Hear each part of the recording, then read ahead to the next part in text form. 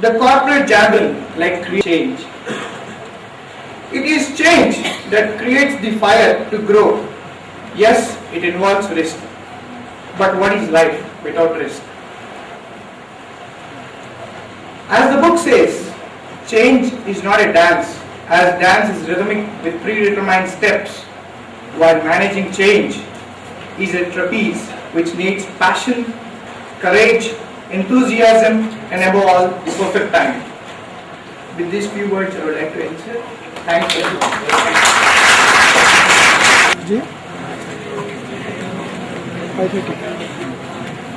Respected dignitaries on the dais, my dear faculty, and my dear friends, a very good evening to one and all.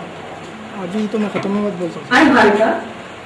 I'm going to speak a few words on change management. What is change? A change is shift from normality. It is something new than what is existing. It is a universal fact that there is only one thing in this dynamic world that is constant, and that is change. It is unavoidable. The best example I would quote is, a person is born and he is destined to die. It is unavoidable. You cannot avoid yourself from being there. That is change. We can clearly observe the way our world is moving. Our world is changing. Be it the way we live, be it the way we think, be it the way we survive. Now, I think 90% of us do own mobile phones. Once upon a time, mobile phones were a luxury. But we know necessity is the mother of invention. From this, we can infer that change is the mother of invention. A simple mathematical equation, A is equal to B is equal to C. It implies A is equal to C. Similarly, as we are aspiring managers, we must work on how we can change and how do we manage the change. Now coming to the book, The Acrobatics of Change, we are greatly obliged and lucky to have amongst us the eminent authors of this wonderful book. The book is so meticulously crafted, which challenges your intellect. It keeps questioning you all the time. So, a particular chapter that has extremely enlightened me is chapter 3, Change Management, a Trapeze Feat. The chapter just flows like a stream. For a reader like me who's a novice at this subject, at the end of making, good deal of practice, rehearsal, courage, spontaneity, and above all, a positive bent of mind. As Professor Mishra has quoted, change is life. If you don't change, you're extinct. Lastly, all I would say is learn, unlearn, and relearn. This is change and this is great. Thank you. Thank you, Harika. And now we can entertain a couple of questions because this is supposed to be an interactive session and we would appreciate questions from the audience. Just come up to the dais if you have a question and we have the eminent persons here to clarify. And then Technology, a public policy scholar, doctoral scholar here, and I really listened to a very informative and enthralling discussion. My question is related to the key areas of change management, like under the circumstances which we often hear about similar troubles in media. It's a question of actually stalling the production. And in an environment where energy requirements are growing and in an environment where India is struggling to expand its power production capacity, there is a problem of production calories. And under these circumstances, there is also a political problem from the consumer angle. There is resistance to increasing the price of the power. And on one hand, if there is resistance to increasing the consumer price of the power, how could you actually achieve the turnaround? Like how could you, Dr. Khwaja, how could you actually achieve higher profitability? Is it merely by increasing the productivity, or is it also through very complex negotiations where you are able to get favorable prices? Thank you. Of the book, which is the concluding chapter, the title is Pygmalion's Ingredients, Some Profiles of Courage. I would like to acknowledge that for me, Balaji is also a Pygmalion IPN, and I would like to first give him a hearty hand. The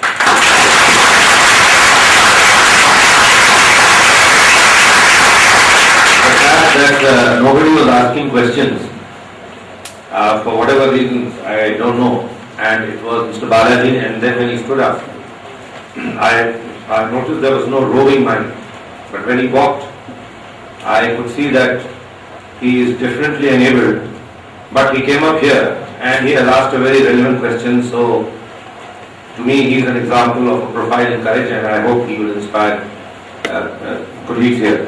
Coming to his question about production, about the conflicting demands in terms of the political realities, then profitability, consumers' interests, costs, and how to reconcile all those apparently difficult to reconcile, if not irreconcilable factors. It will be a very long answer, but very short, very briefly what I could submit, Balaji, is that in a democracy, and that too a democracy of our type, where it's one person, one vote, I would like to quote Lao Tzu, which has been quoted by my distinguished co-author, Mr. Moid in the book. Truthful words are not beautiful. Truthful words are not beautiful. Who doesn't speak what I don't believe in. So, in a democracy, and this is the truth, each one of us present in this room, each one of us not present in this room but present in our country, is responsible in contributing to decision making, more so when it's a public sector organization. The political process that we have is sum total of our way of thinking, and the government and power, be it party X or party Y, reflects that political will. In Singareni, what had happened was that after 1965-66, the company went into a terrible state, and for 37 years it was not making profits. How did it come out of this eventual morass? There is a separate book on that which is available with Dr. Mishra here, that was published by the company as an in-house book. It's called Gloom to Glory, the turnaround of SCCL, and that book gives the detail. But it is the political will which turned this company around. It was mentioned by our colleague here when he spoke of Krishnamurti Sahab, and he gave the example of Durgapur, that Krishnamurti Sahab said, well, if you don't improve yourself, plant will be closed down and will migrate to Orissa. The same thing happened in Singareni. The workforce had touched 117,000 employees approximately, that is 1,17,000 in the year 91-92. That particular year, our panelist was speaking about strikes, and he said in Singareni there are 120 unions, but in SAIL there were 120. Well, in Singareni there were actually 123, but there were 854 categories of employees. There were 123 associations, and in that particular year there were 472 strikes. 472. I don't think SAIL can beat that record. The company was referred to BFIR around that time in 93-94. The bailout package was given, but the bailout package fizzled in about 3 to 4 years. Then the company was referred a second time in 96-97, and that is when political will came. The government in power at that time decided that if things don't improve, having been twice BFIR, so to say, Singareni would lose. It would have to be closed down. Now, if you close down Singareni, you close down the only coal company in the southern part of our country. There is no coal mining company in India in the southern part except Niveli, where it is lignite, which is akin to coal, but it is not coal. Its calorific value, GCV, gross calorific value in terms of heat recovery is less. And then tough decisions were taken. The workforce at that time was 114,000. Today it is about, I think, somewhere around 78,000 and 79,000. The per worker earnings in what is known as earnings per man shift, EMS, 314 rupees, today it is close to 1,000 rupees, notwithstanding inflation and other things. So when the government decided, this being a government company, 51% share is with the government of Andhra Pradesh, 49% share is with the government of India. When the government decided that the company has to turn around, a clear message was given, the management was told, and the management in turn conveyed it to the trade unions, to the workers. And slowly, over a period of 7 to 8 years, changes were brought about. And that is how, for the last 11 years, the company has been making profits continuously. And if it is not mismanaged again, and if the political will again does not go into reverse gear, it should do well for the next, at least as far as I can see, at least next 10, 15 years, it should do well. Some of you may not know that this company was born in 1886, not 1986, 1886. So it's a 125-year-old or so company now. And as far as the coal reserves are concerned, at current rate of exploitation, we have coal for another 40 to 50 years. The company is going to touch somewhere around 40 million tons production now. As far as profit making is concerned, pricing is concerned, consumer satisfaction is concerned, productivity is concerned, well, these are all part of management strategies. These are all, we go into jargon, then price fixation. Coal prices were earlier regulated, they have been largely deregulated. We have electronic auction of coal now. The profitability will only come when you cross a certain threshold level in terms of production, and you bring down your per capita cost of mining coal. And the consumer is largely the power sector. Almost 65% of the coal goes to the power sector, the rest 35 goes to industries. Andhra, there are a lot of cement industries, 35 major industries, they take, and others. So this is a little longish answer, but then the question was it was not simple, it was complex. I thought I'll just give you a sort of flavor, and I'll conclude by summing up that in a democratic system, ultimately it is the political will as reflected in the elected government of the day. Many of us here in this room are free in the sense that they are not government servants. I am a government servant. That means I serve the government in power. It could be X, Y or Z. And I am a servant of the government, and the government in turn in a democracy, it's called public service. The elected representatives are called public servants. They're supposed to serve the public. So I hope, Balaji, I have been able to partially respond to you. Thanks. My friend, Professor Venkat Swami, and my close friend and a dynamic leader of this IPE, director of IPE, Professor R.K. Mishra, distinguished invitees, esteemed faculty, and dear students. Indeed, I am thankful to Dr. Mishra for giving me the opportunity to associate with this August gathering. Why I say this August gathering? Because already Khwaja sir has mentioned, Siddiqui sir has clearly mentioned, that you are the future citizens of the great country. The country's future is in your hands. Coming to this topic, really excellent book written by two eminent personalities here, that acrobatics of change. Yes. Everybody agrees that change is inevitable, and quite often it is desirable also. Dr. Mishra was right to point it out. Yes. In change, communication is the most important phenomenon.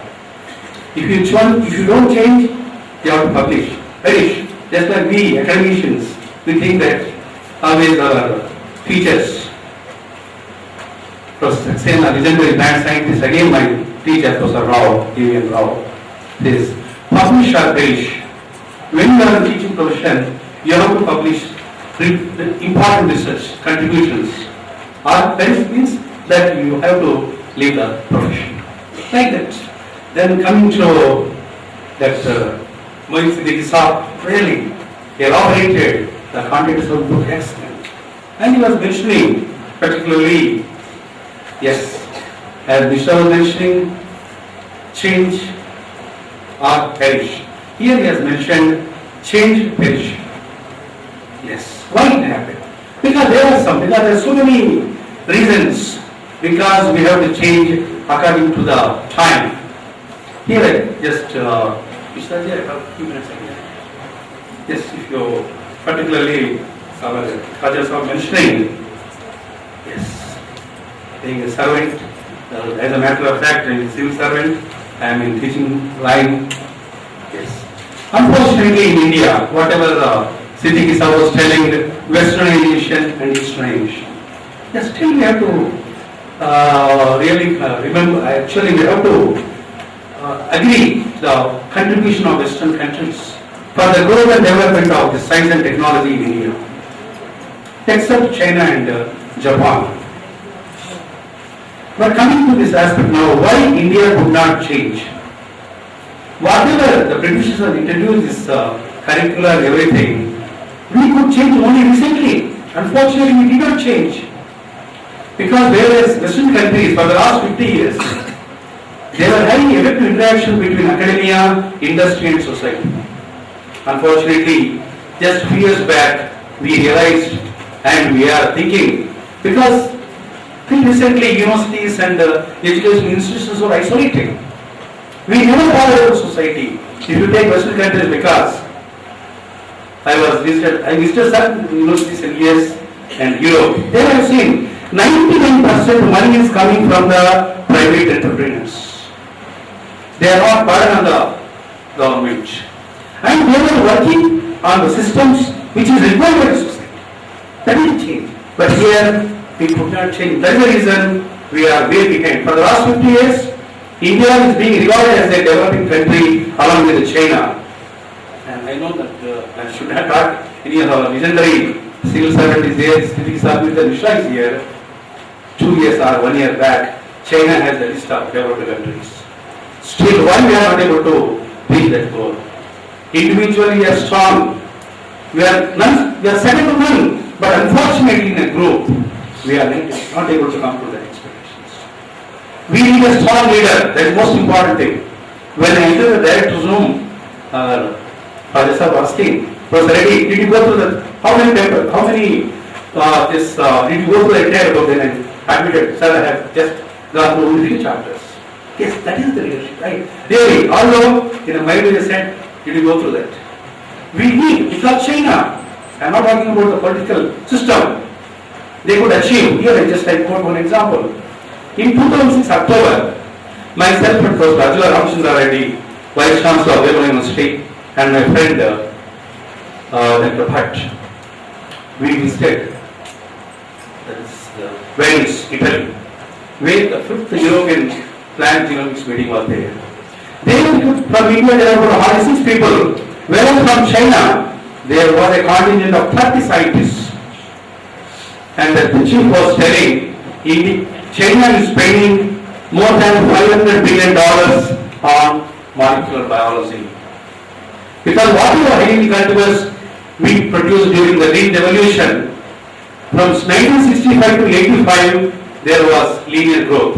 From 85 onwards, Ranjila is here, Mr. Prof is here. Since 85 onwards, there is no growth in increase in the agricultural food production, but our population is increasing like anything. What we have to do? But we have to go for transgenics. The contribution for the molecular biology, we have to do it. So in high time, we have to change. Anyhow, with the globalization, the time has come, we are changing it. Then next, coming to the other things here, just I quote one eminent personality, because many people think that actually politics is the last resort of so and so. That is not. Here I just take, because I am here giving the example of Khanum district, where Khwaja sir was the collector. At the same time, it is the birthplace of our legendary chief minister, former chief minister, Janardhan. a literally illiterate man, he transformed the whole state, a vibrant agricultural, industrial growth state. At the same time, Khammam, I'm sorry, Khwaja, you are wrong. It was a sleepy town, sleepy district. He transformed Khammam as a vibrant district, as that of Vizag and Vijayawada. So all this, what we have, we need a strong leader. That is the most important thing. There lies the leadership. At the same time, communication, what my friend Professor Mishra was telling, yes, he should be assisted by strong aides or consultants that has to be reached to the workers or the whatever workforce, whether it is industry. Here actually Khwaja has mentioned in the topic, my romance with secondary colleges. Yes. Because I visited secondary colleges from 1998 to 2001 as a part of our research project on environment ecosystem studies of Godavari Valley Cold Belt. At that time, the legendary IAS officer and really Khwaja has mentioned Mr. A.P.N. Sharma. Yes. He really transformed the sleepy and dormant SCCL into a vibrant. No doubt, because Khwaja did not mention, he has continued the transformation into an excellent public sector. That is college. Communication also is the most important thing. So again, coming from this, no doubt, leadership is there, command should be there. But instead of that command, leader and workmanship, we should have participatory. Because I am from a science background, but I could see this is called inductive effect. My friend Mr. Shri, this is my second visit to this institute. He has induced some effect that's called in chemistry. It is inductive effect. That's why I could have some management. It is high time, even our Honorable Vice Chancellor, Professor Addl, he is from political science, but a man with a great vision. We want to make this Usman University because this IP is a role model institute to our many other institutes in Hyderabad and elsewhere. Now, with these few words, I am thankful to, I want to conclude my, I am just giving the presidential remarks. I am thankful to my friend Mishra for giving this opportunity. I thank you for now.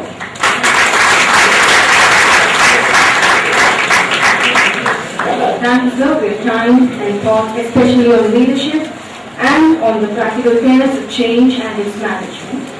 May I now invite Ms. Punan Singh to propose the vote of thanks.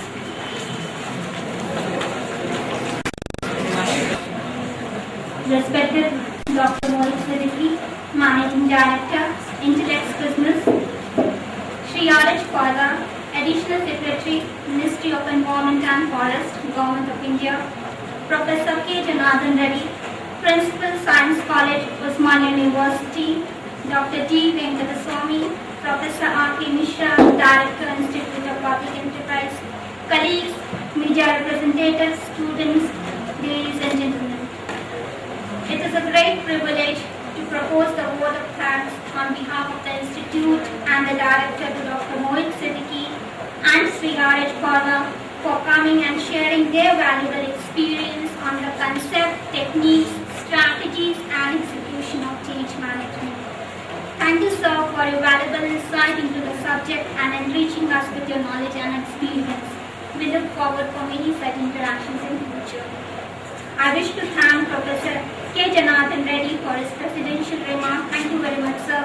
I would like to thank Dr. Venkataswamy for his address. I thank our Director, Professor R.K. Mishra, for his support and encouragement and for providing us with such excellent learning opportunity. Thank you, sir. I thank the media representatives for their coverage. At last, I would like to thank the faculty, the staff and the students. Thank you one and all. And that ends the session as well. So thank you so much for your presence here and be grateful to you.